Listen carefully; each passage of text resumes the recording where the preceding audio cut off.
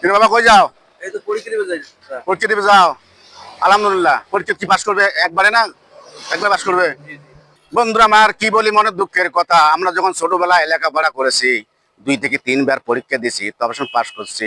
SSC পরীক্ষা দিতে দিতে আমার বয়স 25 থেকে 26 বছর হয়েছে, তারপরে আমরা বিয়ে করেছি। আর এখনকার বাংলাদেশের সন্তানেরা এমন নাদান সন্তান, একবারে যা পরীক্ষা দেয় একবারে পাস করে। যতবার লেখাপড়া করবা ততদিন পিতামাতা তোমাকে টাকা দিবে, লেখাপড়া শেষ হইলে বাবারে আর টাকা দিবে না। এই জন্য একবারে পরীক্ষা দেওয়া, পাশ করা যাবে না, অন্তপক্ষে 2-4 বার পরীক্ষা দেওয়া লাগবে। ঠিক। হ্যাঁ ঠিক।